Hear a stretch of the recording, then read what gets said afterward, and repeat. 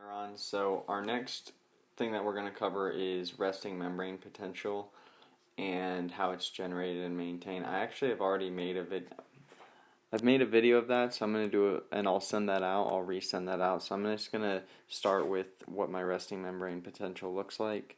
So we know if that's the outside and this is the inside. This is my plasma membrane separating my environments. I know on the outside I have a ton of sodium.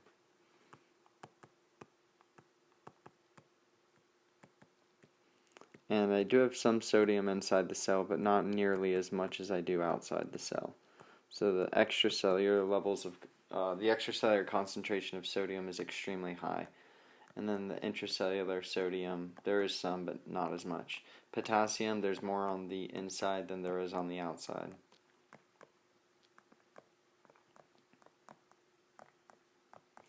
But just to make a point, there's so much more sodium on the outside than any other ion inside or outside.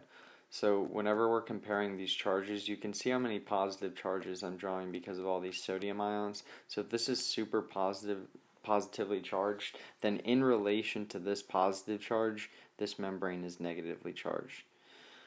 So this outside is 70 millivolts higher of electric potential than the inside of the membrane, so we say the inside of the membrane has a resting membrane potential of negative 70 millivolts. The last thing to talk about is this sodium-potassium pump. This thing moves sodium out and potassium in, so it's 3 sodium out and it brings 2 potassium in. This helps us maintain our resting membrane potential. We always want this thing pumping out more sodiums than it's pulling in potassiums, because then that's going to make this have a super positive outside relative to the inside, which will get us back to that resting membrane potential. Alright, so that's resting membrane potential. It's differences in these electrical charges across this membrane. So there's a difference in the charge of all these ions versus the charge of all those ions. So it's resulting from the unequal distribution of ions on either side of this membrane, predominantly from potassium, sodium, and chloride ions. So these ions can either throw through the sodium-potassium pump, or they each have their own channels. So there's potassium channels, there's sodium channels, there's chloride channels. And those are proteins, these channel proteins. Alright, so our resting membrane potential, when our cell is at rest, there's this uneven distribution of ions, and this charge on the inside is less than the outside. So we say the charge on the inside is more negative than the charge on the outside. There's a 70 millivolt difference between the inside and the outside, so the outside is 70 millivolts greater than the inside, so the inside is negative 70 millivolts at resting membrane potential. And this idea of having this charged membrane potential, it's called polarization. So we're saying that this membrane is polarized at resting membrane potential.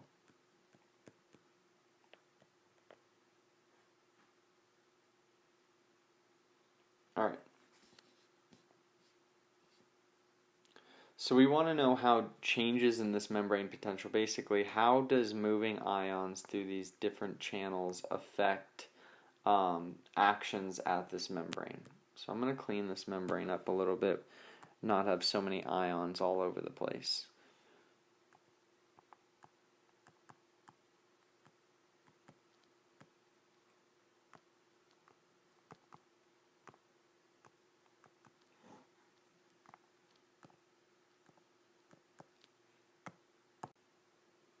Okay, so when we stimulate this membrane, and we could say that this is a neuron membrane, we could say that this is a sarcolemma of a muscle cell, because they both have this resting membrane potential of negative 70 millivolts. So when I stimulate, basically whenever I can do an external stimulus like heat or light that can affect this membrane, or I can use a neurotransmitter binding to the receptor. So for example, we've seen this before where ACH binds to this gated channel, and then when ACH binds to it, the gated channel opens, and then sodium can flow through it.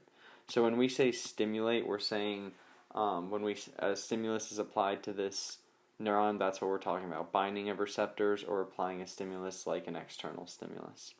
So when we apply a stimulus, we can do one of two things.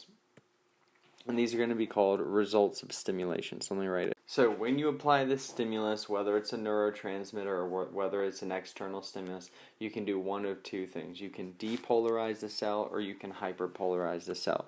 So when we depolarize the cell, this is exciting the cell.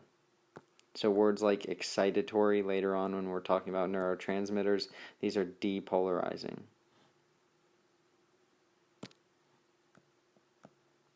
But what does that mean that it excites the cell in terms of that membrane potential? So we go from negative 70, and here we're going to start moving towards 0 and then into positive values. So a depolarizing event is going to cause our differences in membrane potential to decrease. So it gets closer to a positive membrane potential. Eventually, if you get enough depolarization, that will lead to an action potential. We'll talk about that in a few minutes. So what are some things that can cause depolarization? Binding to a receptor and then letting things like sodium or other positive ions into the cell. But we really look at sodium. So if we go back to our picture, here's my membrane. That's not what I wanted. So there's my membrane, and it's closed. So ACH can come and bind to this thing. My gate will open. ACH is still bound. And then these sodium ions can start flowing through. So as this goes from negative 70 millivolts, since we're getting more positive ions flowing inside the cell, this membrane potential decreases and it will eventually get to negative 69, negative 68, and it will continue down that path as long as you keep these depolarizing events, these depolarizing stimulatory exciting signals coming. And we'll see once we get to negative 55 how that's going to eventually get us to an action potential. So right now we're just looking at stimulating a neuron. So we're looking at whenever we apply a stimulus, what is happening at this membrane. Right now we depolarized it, so we opened up a channel that's letting in positive ions. So that's going to be a depolarizing event versus hyperpolarizing. This is going to be, so I'm just putting negative 70 because that's our resting membrane potential. It's going to move us into more negative values. So depolarizing moves us towards a positive value, and hyperpolarizing is going to move us into more negative values. So this is going to inhibit the cell. So words like inhibitory neurotransmitters, those are going to cause hyperpolarization of our membrane.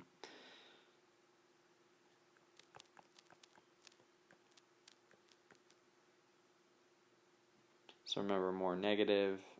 And what are some events that could cause this to come in? So we could say chloride channels open, letting chloride ions in, or we could say potassium ions flowing out. Either of those would cause hyperpolarization. Okay, so we have this idea of stimulating the neuron by affecting these ion channels. So now what we want to look at is how do we get an action potential?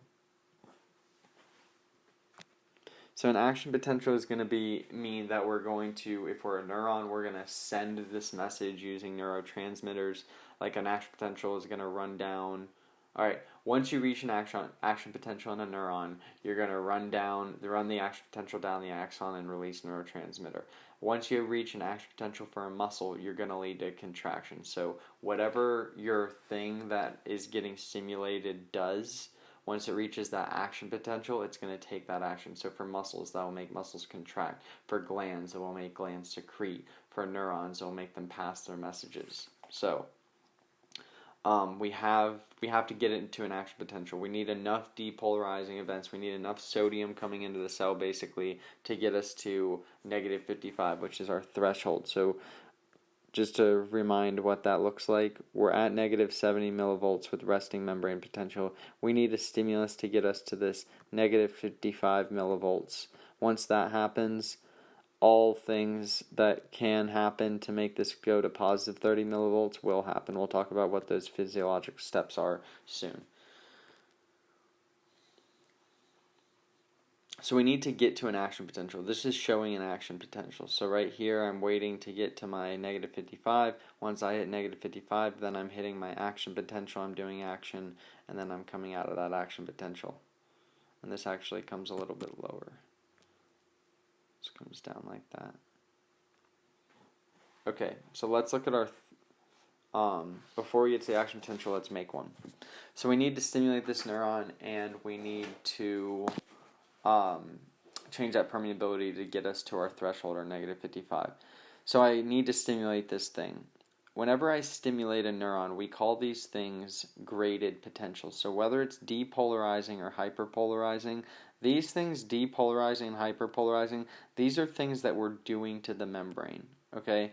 So a graded potential is the... A graded potential would be the noun, like you're causing a graded potential to happen. That's a thing. Versus the membrane is depolarizing. That's a verb. So this change of membrane permeability is depolarizing and hyperpolarizing. Versus a graded potential is a thing. You'll see what I mean. Just give me a sec. So let's do a graded potential.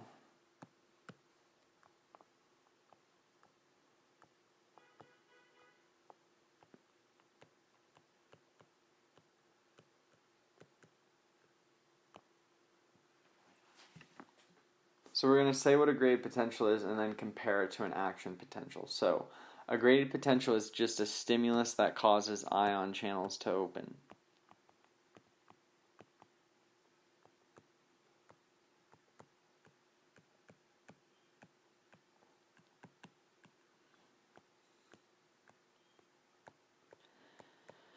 If we go back here, depolarizing events, those are going to open ion channels. Those are opening sodium channels. Hyperpolarizing events cause chloride and potassium channels to open. So either way, those are both graded potentials. Both depolarizing and hyperpolarizing are graded potentials. We're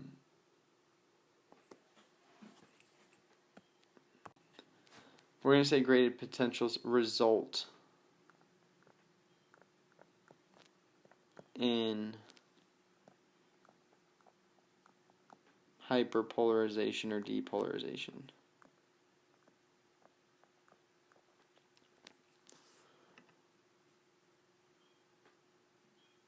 So when we're saying that it's opening these ion channels, it opens these things locally. So when we look at our membrane, if we looked at a neuron, for example, so this is our dendrites, that's our cell body, and we go down the axon to the axon terminal.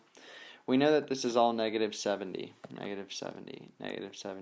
When I get binding of some sort of excitatory neurotransmitter to these receptors, it's going to allow sodium ions in. It's going to allow sodium ions to come in, and that's going to change my membrane permeability here locally. So that's going to become negative 69, negative 68.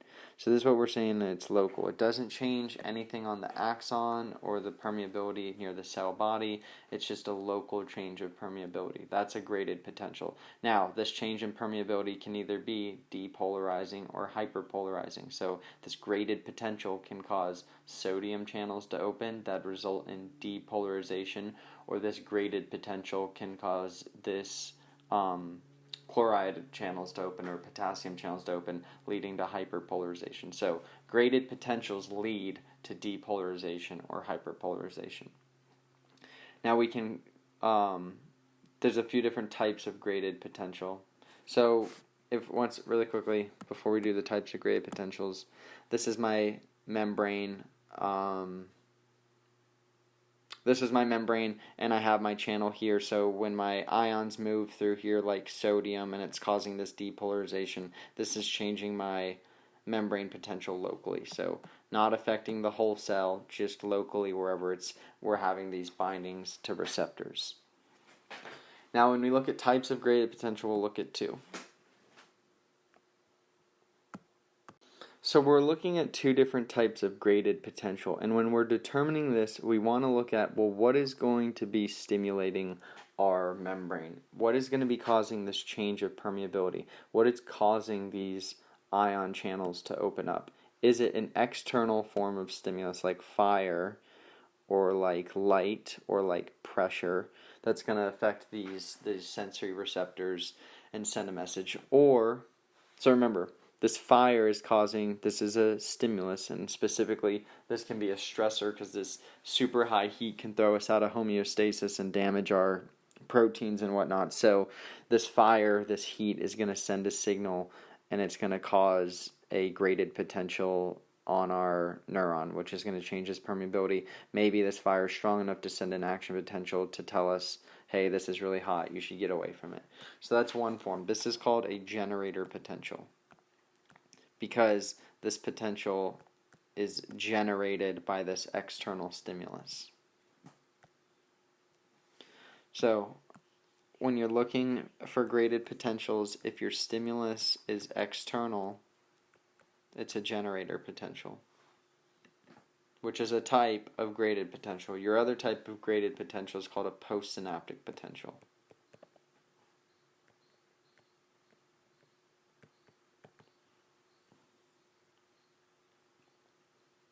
And this is whenever your stimulus is going to be a neurotransmitter. So we'd have like a synaptic end bulb like this with these vesicles in it.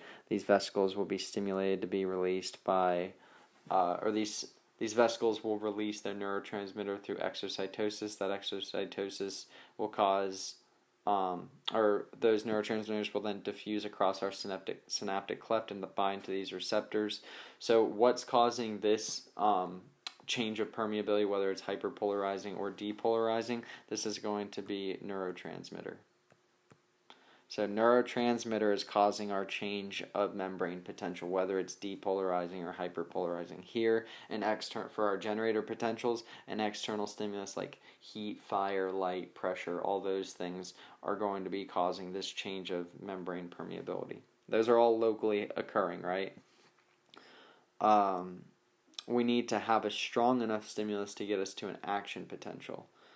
Let's talk about an action potential next. Really quickly though, let's just say which of the types of nerves, functional nerves, do these. So generator potentials, these are going to be sensory neurons, right? So your skin is going to have these sensory receptors for temperature, and if it says things are too hot, these sensory neurons will get activated to send us a signal to say, hey, this is hot. So that means our inner neurons and our motor neurons are going to have these postsynaptic potentials, and that makes sense, right? If this is a sensory neuron right up here that's synapsing with our central nervous system, well, if it's going to be a synapse, then it's a postsynaptic potential. And then same thing, if you are up in the brain, have inner neurons going around, and then you're going to send a motor signal to maybe move your feet, then that motor signal is going to need to get, or that motor neuron gets its signal from an inner neuron through release of these neurotransmitters.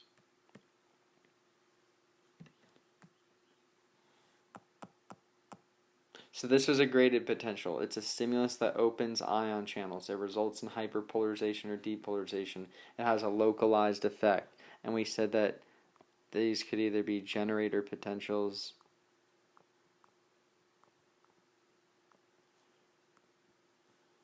or these could be postsynaptic potentials.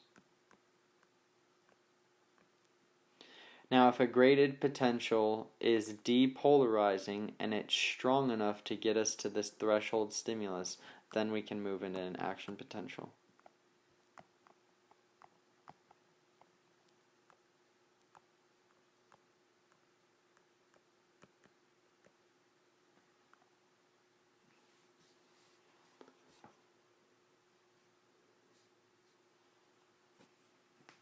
So this is an all or none thing. It's not locally.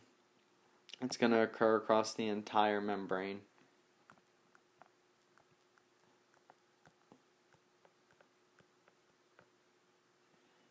Only depolarization. Only depolarization leads to an action potential. You can't hyperpolarize it to get to negative 55, because if you hyperpolarize, you'd move even more negative. So these are going to start with a graded potential, right?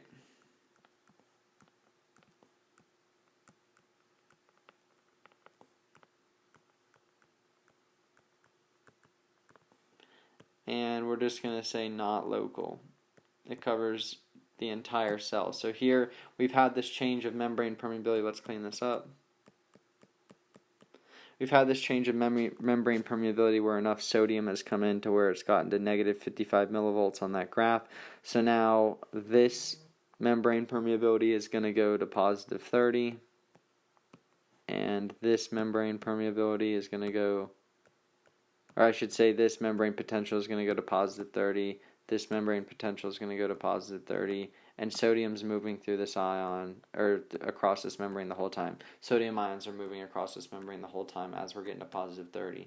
So now we finally move our action potential all the way to our synaptic end bulb, and when the action potential reaches down here, extracellular calcium can move in, bind to synaptotagmin, and cause exocytosis of those neurotransmitters.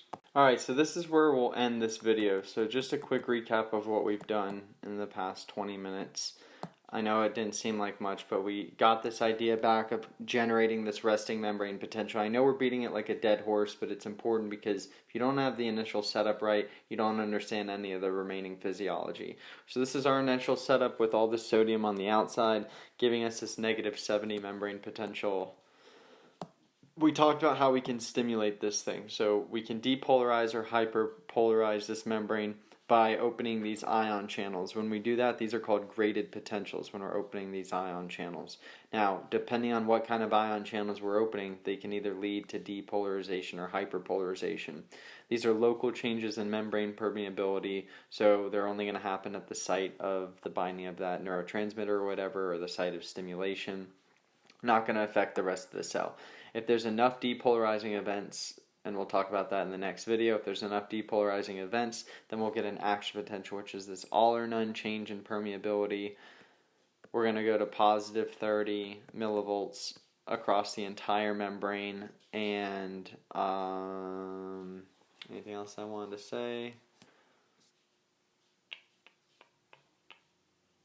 Effect doesn't decrease with distance. So these graded potentials, if I just had this and my stimulus was applied right there, so my receptor was bound right there, then let's say maybe this goes to negative 62, and because a bunch of sodium's coming here. Well, sodium comes in the cell and it doesn't just stay here, it kind of diffuses around the cell, right? So maybe I get a change of permeability over here, even though I didn't have sodium coming through a gate like I did right in the center. Over here to the right, because these sodiums have diffused out, maybe this went down to like negative 67. So these effects are decreasing with distance. You still had a little change of permeability away from the site of stimulation, but not very much. It's still a local change. Versus here, so basically what we're looking at, this whole picture, is maybe this distance. So just a local effect. If you get enough of that depolarization, you get sodium channels opening along this entire thing. Alright, so the next video we'll do is an action potential by itself.